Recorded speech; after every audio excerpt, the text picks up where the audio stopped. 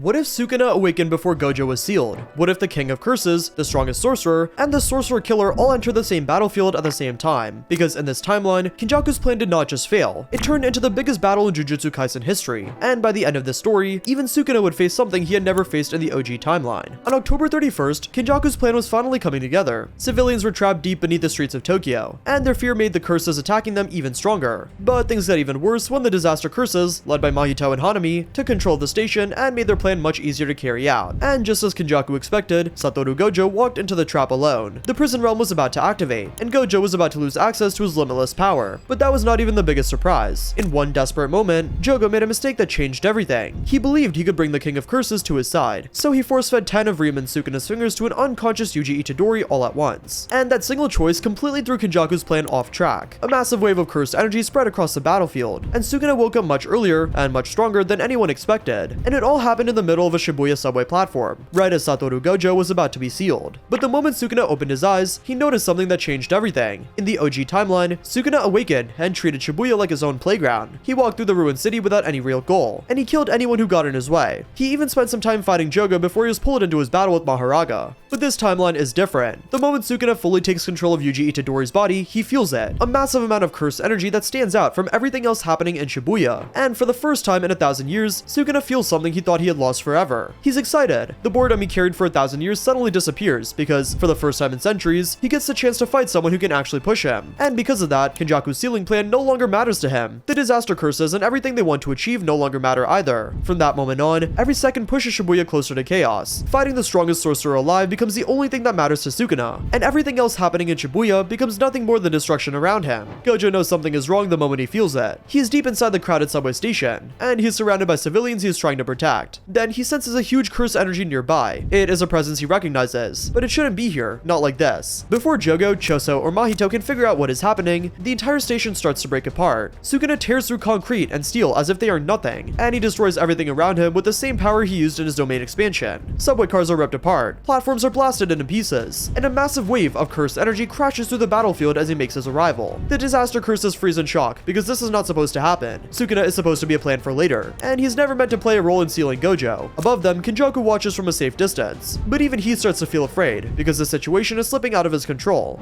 Gojo quickly realizes how bad the situation is. This is not the full 20-finger Sukuna from the legends. The Six Eyes tells him that this version of Sukuna only has a power of about 15 fingers, and even more importantly, Sukuna does not have Megumi's 10 Shadows technique to make the fight harder. If everything were equal, Gojo would have the advantage, but this is not a fair fight because he has to protect countless civilians at the same time. So instead of having the advantage, he's being forced into a terrible situation. Sukuna notices Gojo's brief pause right away because the strongest sorcerer alive chooses to protect civilians instead of attacking. And the moment Sukuna realizes that, a cruel smile spreads across his face. Before Gojo can come up with a plan, the attack begins. Invisible slashes cut through the crowded station. Subway trains are torn apart while they are still moving, and even the metal around the passengers cannot keep them safe. Blood splashes across the station walls as thousands of people scream and run through the tunnels. Gojo pushes infinity to its limit and bends space to stop the slashes from hitting the people around him, but the task feels impossible. He understands what is happening right away. Sukuna is using innocent people against him, and every second Gojo waits, more people die. Because of that, he has no other choice but to fight Sukuna directly, no matter the cost. But things start to get even more interesting as the chaos around Shibuya gets worse, and Gojo focuses on protecting the civilians around him. Seeing an opening, Jogo finally makes his move. This is a chance he has been waiting for ever since Sukuna awakened. Gojo is busy dealing with attacks from every direction and protecting people at the same time, so Jogo believes that attacking together will finally be enough to bring him down. Jogo unleashes his strongest volcanic flames and fires a massive wave of cursed energy at Gojo. He expects the attack to burn Gojo alive, but it turns into steam before it can even touch him.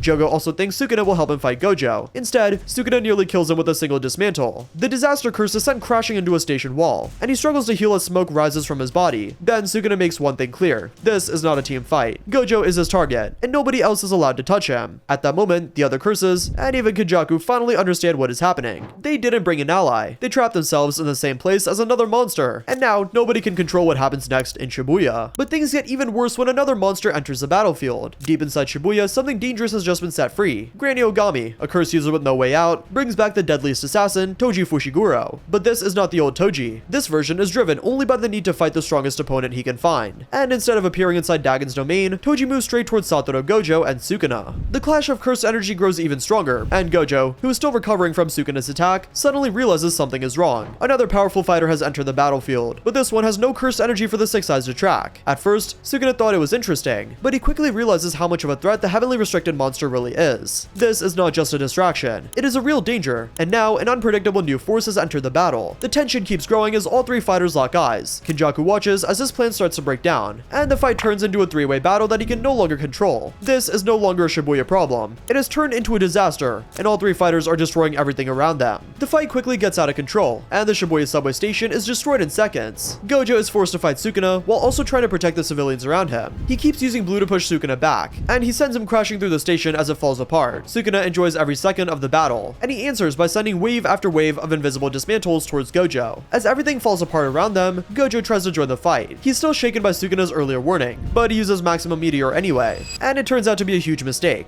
The attack is first hit by one of Gojo's red blasts, and then it flies straight into one of Sukuna's massive dismantles. Jogo has no real chance of surviving attacks from both of them at the same time, so in a single burst of cursed energy, he's completely erased from the battlefield, and just like that, Jogo is gone. Toji does not even look at Jogo's ashes. Instead, he immediately notices the next threat and moves straight towards Hanami, who is trying to attack Gojo from the side. But before Hanami can do anything, Toji is already in front of him. He swings Playful Cloud with enough force to break through Hanami's defense, and the curse is taken down almost instantly. As all of this happens, Kenjaku can only watch in shock as his side loses another ally. Nobody expects Toji to attack Sukuna. Sukuna does not expect it, and Gojo does not expect it either. Even Kenjaku does not see it coming. But somewhere inside that revived body, one memory still remains. Years ago, Gojo was the only person to ever beat him. As Toji watches Gojo fight Sukuna while trying to protect thousands of civilians, his attention starts to shift. It is no longer on Gojo, it is on Sukuna. Before anyone realizes what is happening, Playful Cloud comes crashing down on the King of Curses. The sudden attack catches Sukuna off guard, and it forces him to take his eyes off Gojo and the scared villains around them. Kenjaku watches in shock as his carefully planned strategy becomes much harder to control. And just like that, Gojo and Toji, the sorcerer, and the man who once killed him, are fighting together against Sukuna. Watching from the shadows, Kenjaku finally realizes what is happening. His plan is gone, Jogo is dead, Hanami is dead, and now Gojo and Toji are fighting together against Sukuna. For the first time in centuries, Kenjaku does not know what will happen next. He watches the battlefield for one more moment and thinks about every possible outcome. Then he makes the only choice he has left. This battle is no longer his to win, but Kenjaku has lost before, and he always finds a way to come back. He steps back into the shadows and disappears. The attacks from Gojo and Toji keep getting stronger, and they keep pushing Sukuna into a corner that he has not faced for a very long time. Sukuna enters this fight looking for a challenge, but now he is fighting to stay alive. Gojo uses the Six Eyes to spot every small change in the battle, and he takes advantage of Sukuna's physical limits, especially because Maharaga is not there to adapt to infinity. Every hit from Gojo and every swing of Playful Cloud from Toji lands hard. Sukuna is now trapped in a close-range fight, and even his powerful technique has a hard time getting past Gojo's defense. Sukuna, however, is not the type to back down. Instead, he fights even harder, and a cold smell spreads across his face. He keeps sending powerful slashes towards the crowded civilians, forcing Gojo to make tough choices every second. But while they fight, thousands of people are still trapped in the tunnels below them. They are not dying from one attack alone. They are dying because of everything happening above them. Every dismantle that misses Gojo tears through the concrete and brings down parts of the tunnels, and every shockwave causes more damage somewhere else. The people trying to escape keep running straight into destruction, but Gojo cannot protect all of them at the same time. Deep in the chaos, something else is happening. Yuji Itadori is still fighting, and Sukuna notices it. A small sign of resistance from deep inside the body he is using, and for a moment, something changes in his expression. It's not fear, never fear, but something close to respect. He pushes the feeling aside right away, and focuses even more on the fight, but time is running out. Sukuna knows he cannot keep fighting Gojo up close for much longer. The longer the fight continues, the more the advantage shifts towards Gojo, and the higher the risk of losing control becomes. So he makes one final choice. He puts everything into a single attack. With a roar that echoes through the collapsing station, Sukuna uses his domain expansion. Malevolent Shrine appears, and its massive open barrier spreads across several blocks of Shibuya. In seconds, the area turns into a deadly zone, but Gojo sees it coming with the Six Eyes and reacts right away. Unlimited Void appears at the same moment, and the two strongest domains in history clash in the center of Tokyo. The moment both domains hit each other, Shibuya starts falling apart. Buildings shake, and streets begin to collapse. Entire city blocks start disappearing under cursed energy. And while all of this is happening, Gojo and Sukuna keep pushing their techniques further than ever before in the OG story. The two monsters are locked in an intense battle of domains. Sukuna's Malevolent Shrine keeps breaking through Gojo's Unlimited Void from the outside, while invisible slashes cut through everything around them. But inside Gojo's domain, Sukuna is the one taking the most damage. Endless information pours into his mind, and it keeps coming without stopping. Everything that exists and everything that could exist hits him all at once, and his mind cannot handle it anymore. And in this timeline, Sukuna does not have his biggest advantage, Maharaga. The Divine General could adapt to almost anything. Without Maharaga, Sukuna has no protection, and no one to take the damage from Unlimited Void for him. So he is left with no protection against against its effects. He's still powerful, but even the king cannot fight properly when his own mind is being pushed beyond its limit. His great intelligence and centuries of combat experience cannot help him, because unlimited void is overwhelming his mind completely. Gojo is not holding back either. The grin on his face tells Sukuna exactly that. He can see Sukuna's domain starting to weaken, and a small crack is beginning to form. Sukuna is finally taking real damage. Gojo keeps pushing forward, landing powerful hit after powerful hit, and each attack is made stronger by his domain. Gojo is finally getting through Sukuna's defenses. But in the middle of the fight, Toji joins the attack. He's still there, moving through the destruction without slowing down. And because Toji has no cursed energy of his own, the breaking domains and huge waves of cursed energy barely affect him. He sees Sukuna exposed for one moment, and he acts right away. Toji is not going to waste an opportunity like this. While Sukuna is still affected by Gojo's unlimited void, Toji rushes in. Playful Cloud, a cursed tool that can break through normal defenses, becomes even more dangerous in his hands. He attacks Sukuna with the same intensity as Gojo, and his blows get through the defenses Sukuna still manages to hold up. Sukuna is being attacked from both sides at the same time. Gojo is overwhelming his mind with endless information, while Toji is hitting him with non-stop physical attacks. Sukuna has never been under this much pressure before. Now Sukuna is being pushed into a corner he never expected to face in this battle. His domain, Malevolent Shrine, his domain starts to weaken, and his sure hit attacks become less accurate and happen less often. Because of that, he starts taking heavy damage much earlier than he did in the OG Shinjuku fight. His cursed energy output, which is usually massive, also starts to become unstable, and it reflects the chaos happening inside his mind and body. This is where the battle suddenly changes. Deep inside that injured body, Yuji Itadori is still fighting for control. He has been forced to watch everything Sukuna has done, and he has seen thousands of people die because of it. The shock and pain of it all, along with Sukuna growing weaker, creates an opening. Yuji's will grows stronger, and he refuses to let the monster keep going. It becomes a fight for control of his own soul. As Sukuna starts losing his grip, and his cursed energy keeps dropping from the damage and stress, Yuji finally sees a chance to take back control. A strong push from within starts fighting back. The cursed marks on Yuji's body, the extra eyes, and the cruel smile slowly begin to fade. Then they disappear completely. Yuji is covered in blood and filled with horror, but he is finally himself again. Everything goes quiet. Seeing Yuji back in control, Gojo feels relieved. Sukuna's rampage has finally been stopped, at least for now. And Toji, the sorcerer killer, brought back by pure instinct, has already done what he came to do. He has fought the strongest, and pushed the King of Curses to his limit. In this different timeline, Toji's revived body finds peace in a way he never could before. And with his job finished, he has no reason to destroy himself. He simply stands there with Playful Cloud resting on his shoulder, watching over what is left of Shibuya. But even with Sukuna stopped, the war is not over yet. Kenjaku's plan has taken a huge hit, but it has not been stopped completely. He lost Jogo and Hanami, two of his strongest allies, and Sukuna has been badly injured and sealed once again. The Cursed Alliance is starting to fall apart after losing its leader, but Kenjaku is still out there, and he's already planning his next move to seal Gojo. The aftermath of this battle is even worse than in canon. Shibuya is already in ruins, but now it is completely destroyed. Entire city blocks are reduced to dust and rubble by the combined power of Unlimited Void and Malevolent Shrine. The area is almost unrecognizable as their power cuts through Tokyo and leaves destruction everywhere.